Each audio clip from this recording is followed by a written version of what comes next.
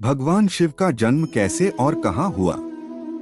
वेद कहते हैं कि जो जन्मा है वह मरेगा, अर्थात जो बना है वह फना है। वेदों के अनुसार ईश्वर या परमात्मा अजन्मा, अप्रकट, निराकार, निर्गुण और निर्विकार है। अजन्मा का अर्थ जिसने कभी जन्म नहीं लिया और जो आगे भी जन्म नहीं लेगा। प्रकट अर्थात जो किसी भी गर्भ से उत्पन्न न होकर स्वयंभू प्रकट हो गया है, और अप्रकट अर्थात जो स्वयंभू प्रकट भी नहीं है। निराकार अर्थात जिसका कोई आकार नहीं है।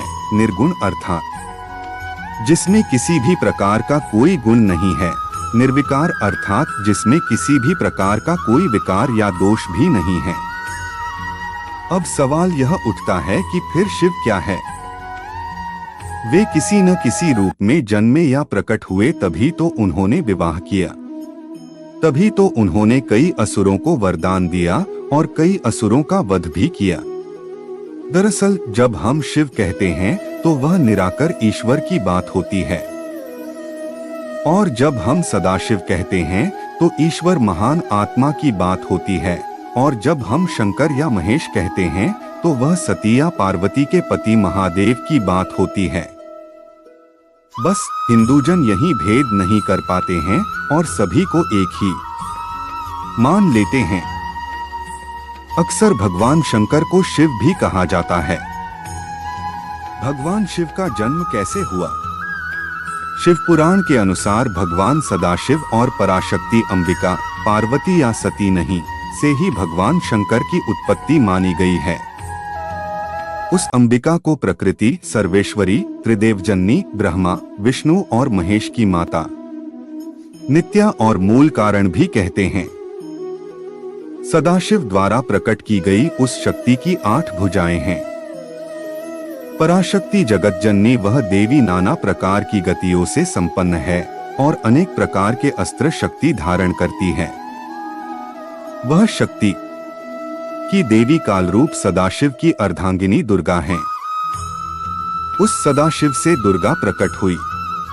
काशी के आनंद रूप वन में रमण करते हुए एक समय दोनों को यह इच्छा उत्पन्न हुई कि किसी दूसरे पुरुष की सृष्टि करनी चाहिए, जिस पर सृष्टि निर्माण, वंशवृद्धि आदि का कार्यभार रखकर हम निर्वाण धारण करें। इस हेतु उन्होंने वामांग से विष्णु को प्रकट किया। इस प्रकार विष्णु के माता और पिता कालरूपी सदाशिव और पराशक्ति दुर्गा हैं। विष्णु को उत्पन्न करने के बाद सदाशिव और शक्ति ने पूर्ववत प्रयत्न करके ब्रह्मा जी को अपने दाहिने अंग से उत्पन्न किया और तुरंत ही उन्हें विष्णु के नाभि कमल में डाल दिया।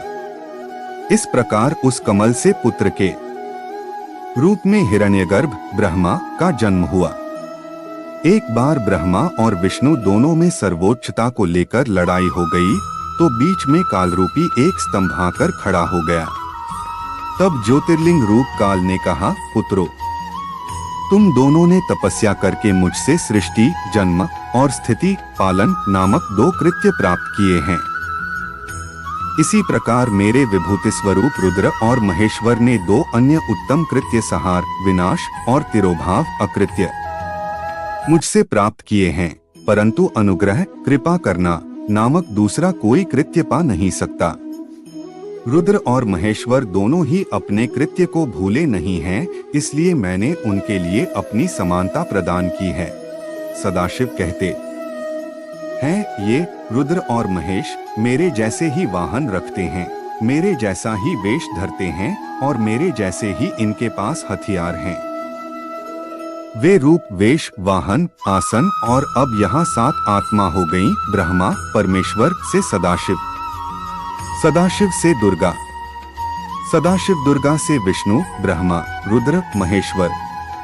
इससे यह सिद्ध हुआ कि ब्रह्मा, विष्णु, रुद्र और महेश के जन्मदाता कालरूपी सदाशिव और दुर्गा हैं। कहाँ जन्म हुआ था। उस कालरूपी ब्रह्मा सदाशिव ने एक ही समय शक्ति के साथ शिवलोक नामक क्षेत्र का निर्माण किया था। उस उत्तम क्षेत्र को काशी कहते हैं।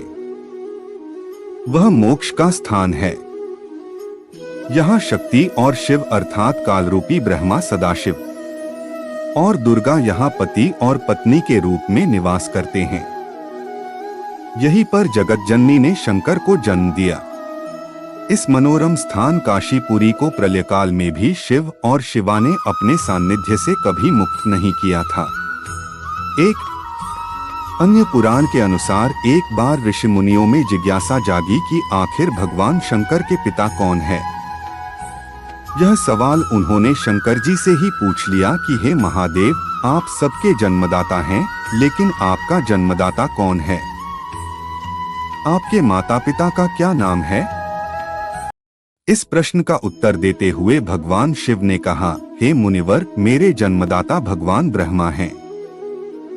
मुझे इस सृष्टि का निर्माण करने वाले भगवान ब्रह्मा ने जन्म दिया है। इसके बाद ऋषियों ने एक बार फिर भगवान शंकर से पूछा कि यदि वे आपके पिता हैं तो आपके दादा कौन हुए? तब शिव ने उत्तर देते हुए कहा कि इस सृष्टि का पालन करने वाले भगवान श्रीहरि अर्थात भगवान विष्णु ही मेरे दादाजी हैं। भगवान की इस लीला से अनजान ऋषियों ने फिर से एक और प्रश्न किया कि जब आपके पिता ब्रह्मा हैं, दादा विष्णु, तो आपके परदादा कौन हैं? तब शिव ने मुस्कुराते हुए उत्तर दिया कि स्वयं भगवान शिव।